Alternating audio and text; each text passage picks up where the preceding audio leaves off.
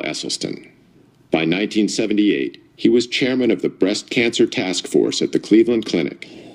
Yet he soon began to doubt the medical procedures he was using. No matter how many of these operations I was doing for women for breast cancer, I wasn't doing one single thing for the next unsuspecting victim.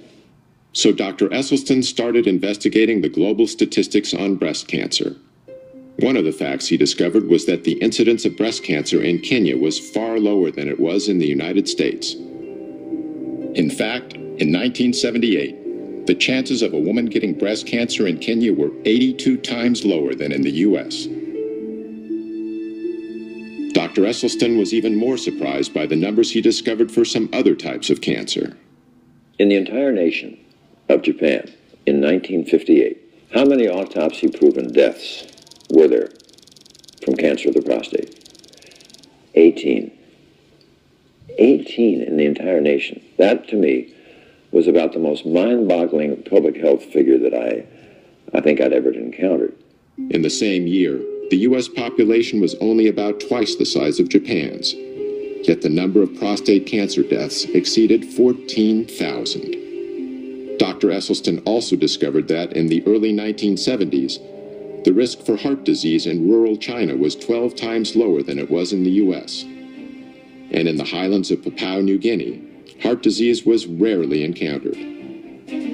The link he noted between all the areas he studied was simple. Virtually, the Western diet was non-existent. They had no animal products. They had no dairy, no meat. Even more compelling to Esselstyn was some historical data that had long been overlooked. In World War II, the Germans occupied Norway. Among the first things they did was confiscate all the livestock and farm animals to provide supplies for their own troops. So the Norwegians were forced to eat mainly plant-based foods. Now we look at the deaths in Norway, just antecedent to this period, from heart attack and stroke. 1927, 1930, 35, look right up here, right at the very top, 1939. Bingo! In come the Germans. Immediately, 1940, wow, 41, 42, 43, 44, 45.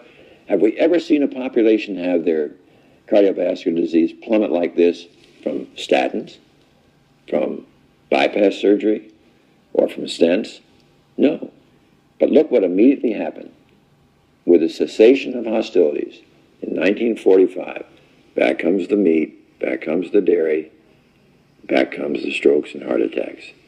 I mean, it's such an absolute powerful lesson